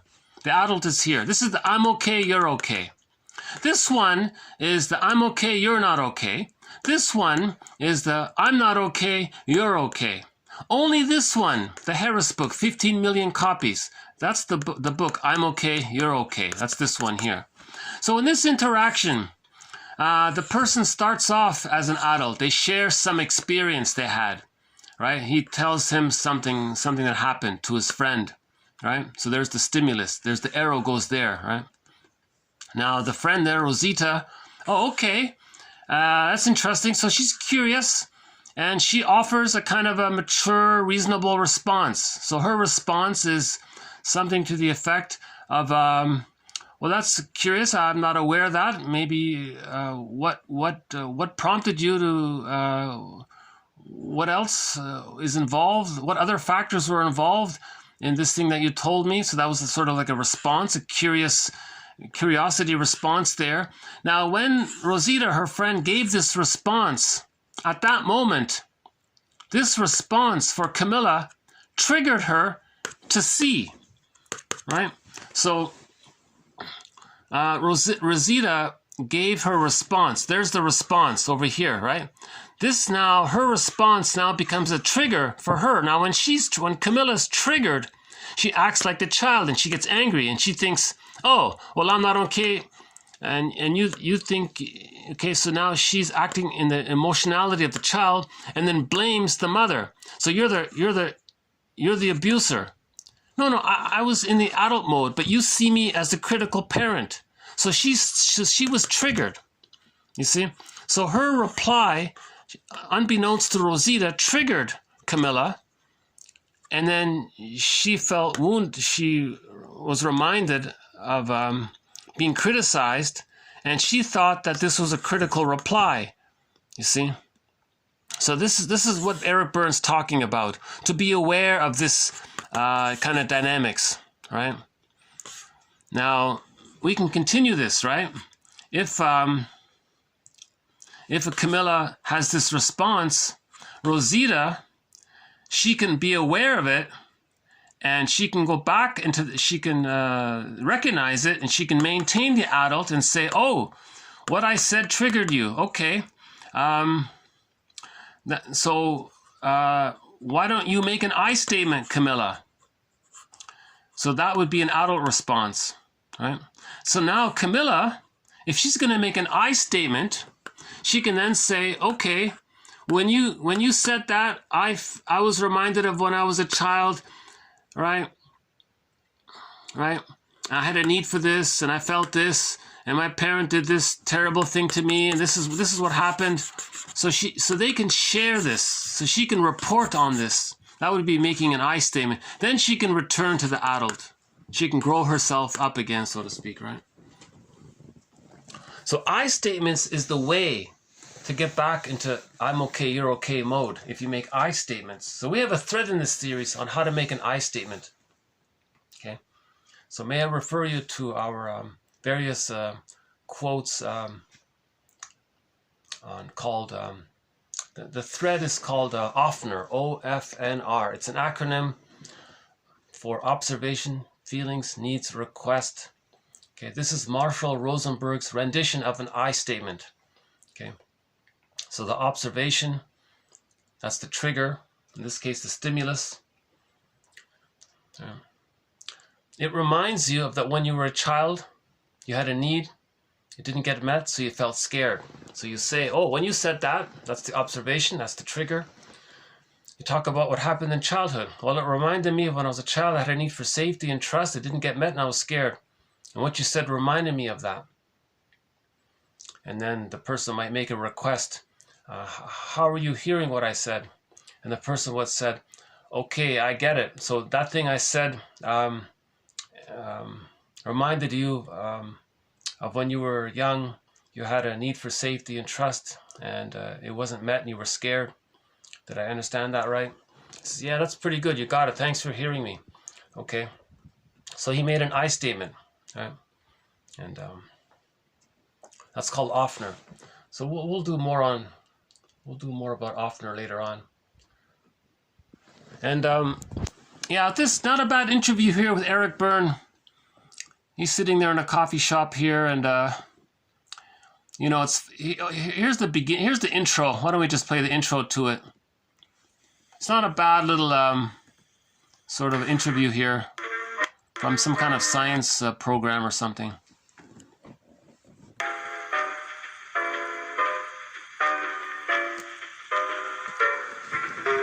Showing okay here?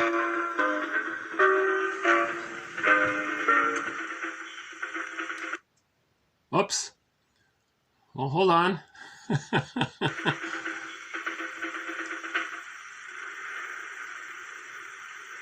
Eric Berne, psychiatrist, developer of Transactional Analysis, and author of The Games People Play.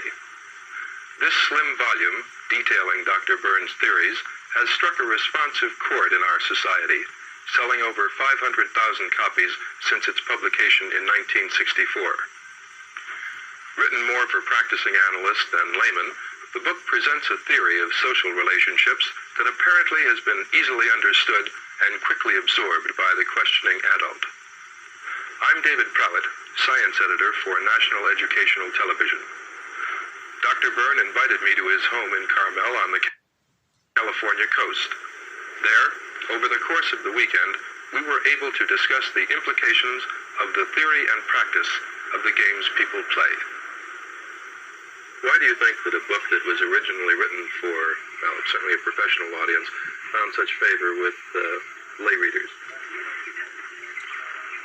I think it's the recognition factor. It's written in language, although it is written for professionals, it happens that we are able to talk about psychological things in very simple words. In fact, we want to stick as much as possible to here's the paradox of all this. we are able to do it. This is overly simplified to the point where it's a funny book because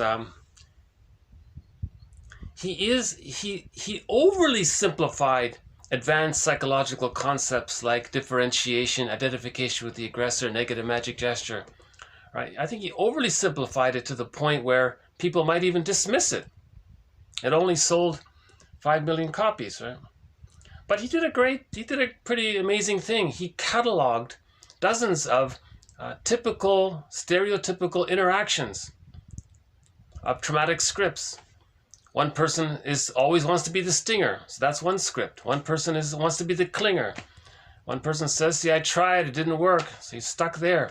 Another person says, that one there with the woman who taunts others and then rejects them. She has a pattern, and people can have there are healthy patterns as well, not only dysfunctional ones. So this not a bad little interview here. Part of it is done in this coffee shop here, and part of it is done on the road, which is kind of interesting here. Or is it? Yeah, there. He's sort of driving along. It reminds me of a.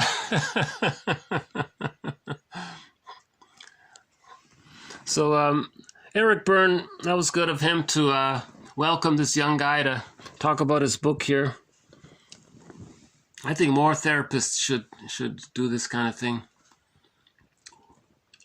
So Yes, other people looks like a TV show, right? But to me, interaction is sort of a non-committal word.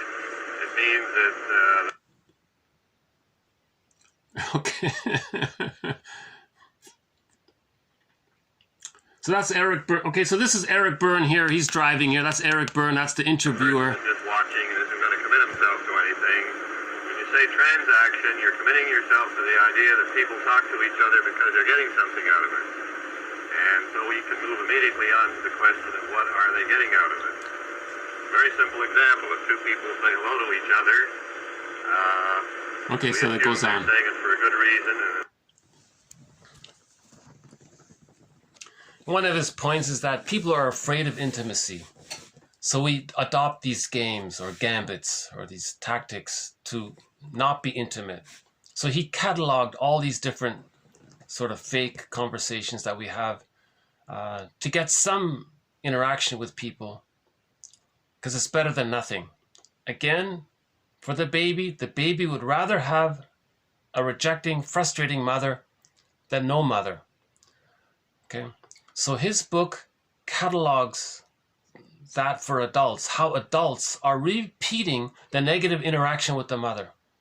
Okay, again, the baby would rather either create a negative mother or just replay the negative relationship with the mother. So the baby is either going to try to get a negative mother, or they're going to be stuck with a negative mother. How does that show in our social interactions? So he lists a couple of dozen of ways how it shows, all because we're afraid of genuine heart-to-heart, say what you mean what you say communication, right? So he really advanced. By the way, this part 2, he's not the greatest dancer in the world. They show him at the very end dancing at some kind of social event, and you can see he's very stiff when he's dancing. So he's very stiff guy, and he's a little dry in his speaking, and but if you watch this interview, you'll know what I mean. At the very final scene, he's dancing with somebody, and the girl looks a little nervous. He's happy. He's dancing with a pretty girl, but the girl looks nervous. So you have to be very careful. So there's Byrne there, right? There's Eric Byrne. Talking about there's Eric patient Byrne. scripts, you don't assume that princes are winners, because in the actual fairy tale, they don't turn out to be very bright. So the moral is, when you think you know the patient's script, that is the patient's unconscious life plan, you have to be very careful. Okay, so you see, the patient's script is their life plan, he calls it. Burglar calls it the grand design. He's sort of in that tradition with Edmund Burglar. He's in that. I noticed the shrinks back then in the 50s and 60s, they're way more direct in their speech, right? You don't make a mistake by being too naive. Does anybody have any? How come Rapunzel had to go with all the princes? Yeah, he's saying, what he means is that people have defense mechanisms on top of defense mechanisms. So if you just think that the defense mechanism is the issue, you're missing the point. The point is that many people have a defense mechanism to hide the use of another defense mechanism, right? So a therapist has to have that layered quality to it. Anyways, should I show you the dancing one there? I thought it was funny that they did that. They would end it on a humorous note like that. Is it in there somewhere? Well, if you look at the very end, you'll see him dancing with a pretty girl, and it's a kind of awkward. He means well, so people who are interested in psychology, they're trying to heal themselves, so we have to keep that in mind too. Nobody's perfect here. Even the therapist is human, right? Okay, now that song, let's just maybe a few minutes left here. Okay, let's just wrap it up here with the song. I just discovered this song just maybe about an hour ago, 2 hours ago. I was thinking about what song to play, and I never even heard of this song before. But apparently, shortly after the publication of Eric Byrne's book, Games People Play, someone wrote a song called Games People Play.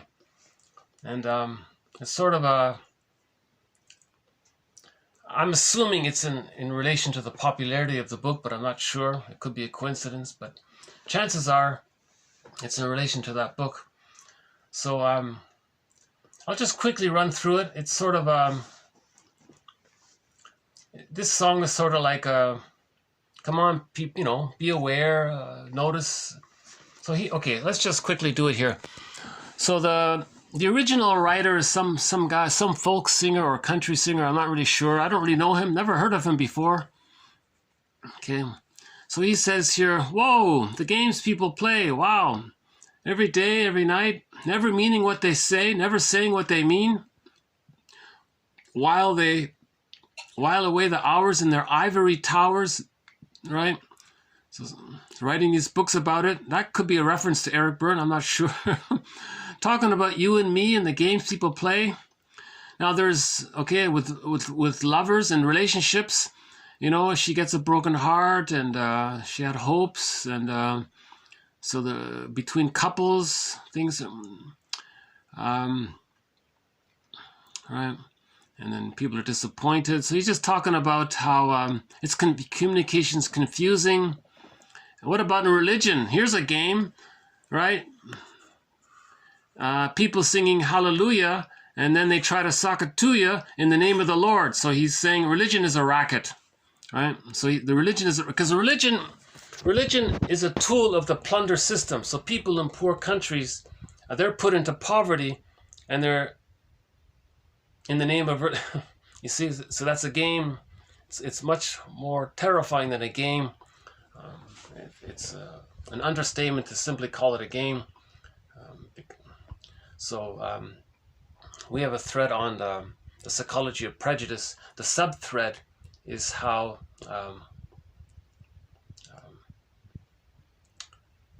with the birth of agriculture, people invented the economic model called pillage out of the panic, to get the serotonin that they got from the discovery of farming. So in order to pillage, you have to create the prejudiced personality. So you traumatize the children, but they're going to heal. So how do you keep them traumatized? You keep them traumatized by religion. So that's the racket, right? Another racket, well, some of these new age things. Oh yeah, okay, I'll read your horoscope. There's sort of some con artists in the new age movement. And you know, look around at all that's happening in the world, you know, all the suffering out there, and billions of people live on $60 a month. That's awful, you know. And this is a kind of insanity here for pride and vanity. And I always say nice things, and how do we heal all this? Well, first we got to look at the games people play.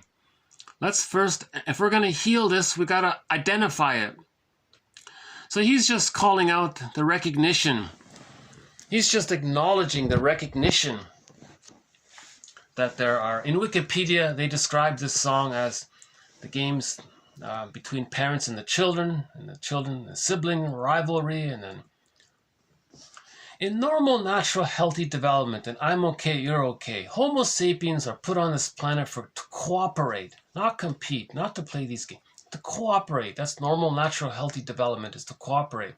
But something went wrong psychologically, right, 10,000 years ago, so we have to recognize this so we can heal it. That's the moral revolution, is to heal this kind of stuff.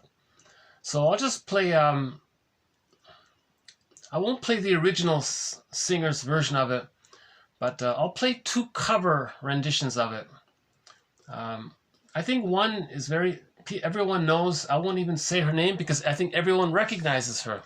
She's a very famous country singer, and so I give her credit for playing this song.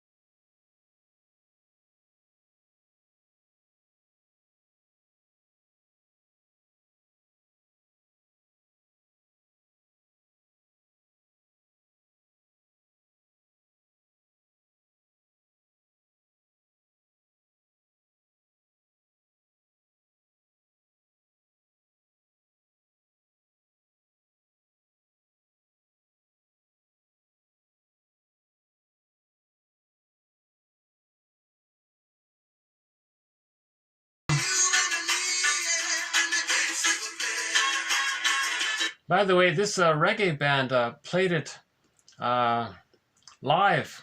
I'll show you part of it here.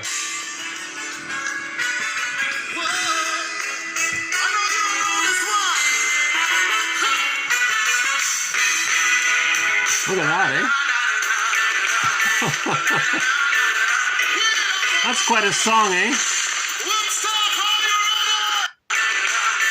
Look at that scene there. In a way, he's promoting the name of that book, Games People Play by Eric Berne. Now, all of these people jumping up and down singing, oh, okay, here's an interesting song, Games People Play. Now, maybe when they walk in the bookstore and they see the book there called Games People Play, maybe they'll buy it, right? Which is great. This is probably the best book promotion I can think of, right? Uh-oh. Oh, look at that. My computer just froze. Oh, cheapers. Oh, my computer just froze. That's okay. I'll just leave it there then. We're at the end anyways. Once in a while, that's the third time my computer froze in the middle of a video.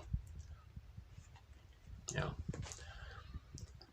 So I'll just leave it at that. This has been part 2 of TQ 1907 to 1917. This has been part 2 of it.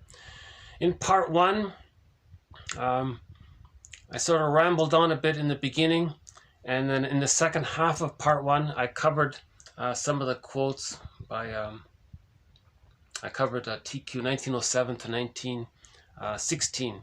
And in this part 2, we covered 1917 about Eric Berne. And we may or may not develop a thread around this.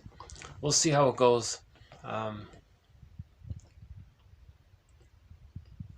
Eric Berne,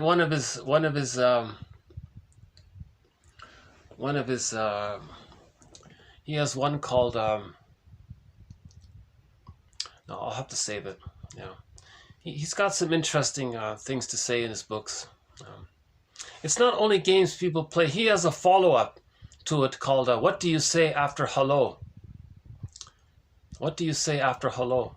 Already there's people's scripts come out the moment people say hello, right? And you want to recognize these scripts, right? Because these scripts are traumatic scripts. When there's a traumatic script, there's repetition compulsion.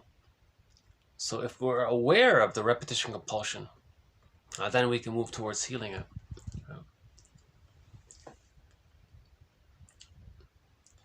Okay. So, by the way, I've mentioned this a few times here. In 1955,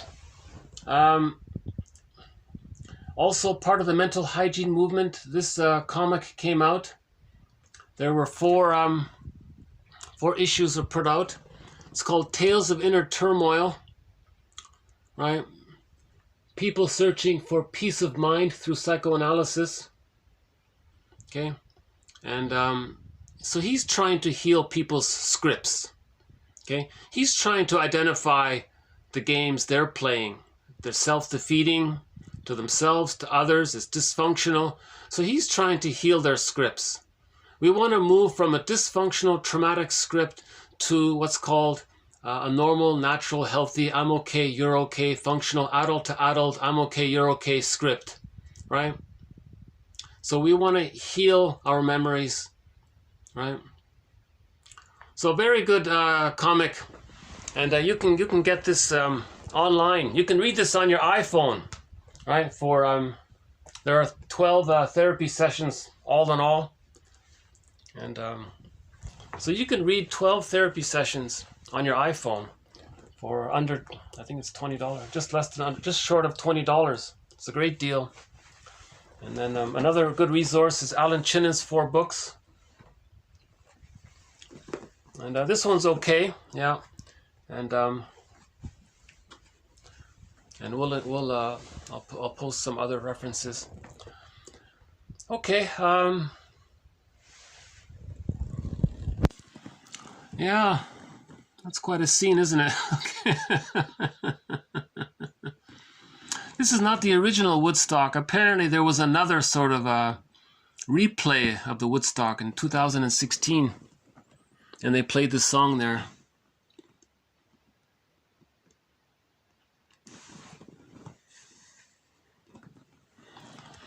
It's a friendly way to say, come on, everyone, be self-reflective, be conscious. What's your script? What's on your t-shirt? What's your, Byrne calls it the life script. Edmund Berger calls it the grand design. He means the life script. Is it just to show up the mother, to spend the whole life showing up the mother? The goal is to find the real self, because one of the capacities of the real self is that the real self, part of the self, allows the person to know their uniqueness, their unique interests. And expressing that is meaningful because it connects them to themselves. It expresses their true self. The real self helps the person to express the true self. Right? And the real self allows the person aliveness of affect, a wide range of affect. They can mourn losses. They can feel joy. They can feel the serene, inexhaustible fullness of being. They can enjoy the splendor of the nature scenes. We had that song yesterday, The Splendor of the Mountains. So that indigenous singer, he was teaching about the splendor of nature. So we can enjoy the present. Because if we're too traumatized with that script is living in the past, bringing the past into the present, not enjoying the present because we're stuck emotionally in the past. So we want to heal. This is what we're trying to heal, being stuck emotionally in the past. We're trying to heal that. That's the whole idea. Okay. I guess I'll just hit the pause button here without the music. And I'll see you in the next video. And I wish everyone well. And, you know, if you get a chance, check out that book, Games People Play. And I think the sequel is What Do You Say After Hello? Those two. Or the Harris book, the I'm Okay, You're Okay book. Yeah. And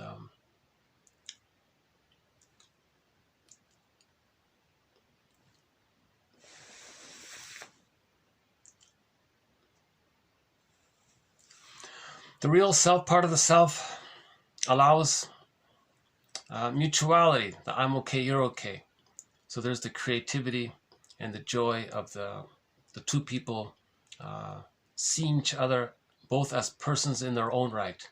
The other person isn't being seen in a negative way because they're projecting their unloved self onto them, or they're rejecting mother onto them. The other person is seen as a person for who they are in the present. Right? And the other person is doing the same thing. So that's mutual relating. It can be done. It's easy to do. 30% of the population apparently do that naturally.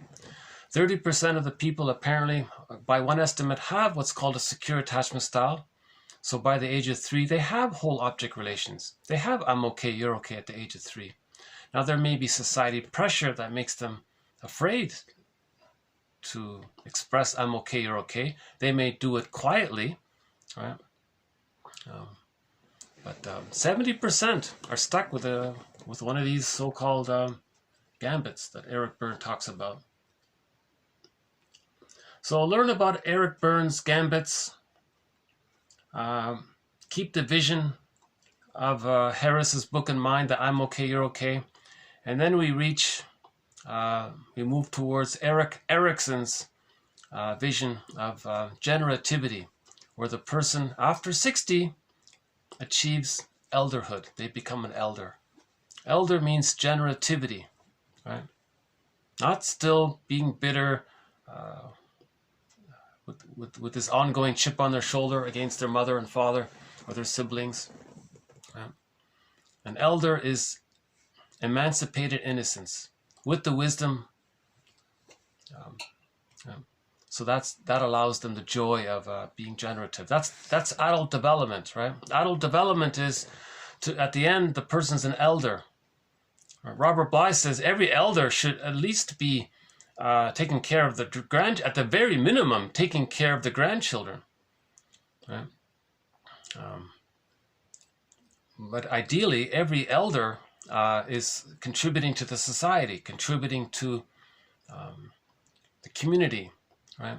Contributing to teaching others. Jane Elliott, I think, is a pretty good example. Jane Elliott, I just saw a clip of her there. Jane Elliott's 88 years old, and she's still teaching about this issue of prejudice, right? She's 88 years old, very articulate, very focused, and excellent teacher. Jane Elliott, look up Jane Elliott, and she teaches about this issue of prejudice, and she's teaching, right? So she's generative. She's sharing her knowledge.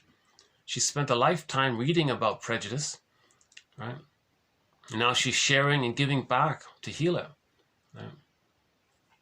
And Robert Bly spent a lifetime studying myths and fairy tales, and I think Chinnen, sort of similar thing,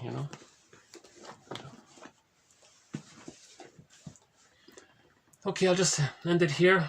I feel awkward trying to end this video without a song. It'll take too long to reboot this thing, but maybe I can just close up with a scene here, maybe.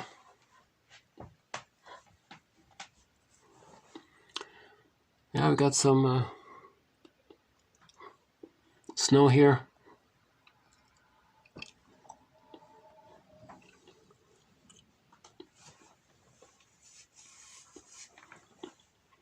Maybe one day we'll see the Stellar's eagle. There's a news item that apparently somebody saw what's called a Stellar's seagull, a seagull, and he flew across. He flew across he flew around the world basically, and ended up here in this area. But I haven't seen him. But that'd be quite a sight. And that Stellar's he's very happy. He's very welcome to build a nest in one of these trees here. So he went on quite a journey. So we'll continue with this journey of quotes. So this is part of the second journey. So these quotes are part of what Chinnen calls Once Upon a Midlife, the second journey. So all of this material, Eric Berne's book and Lowen's book here, and Robert Bly's work and psychoanalysis, this is all part of the second journey. Okay, Campbell calls it the hero's journey, to heal ourselves. That's the moral revolution, is to heal ourselves. It's part of the Know Thyself movement, right, the self-awareness movement, right, to heal ourselves. So I'll see you in the next video. The quotes are posted below. Thanks again. See you in the next video.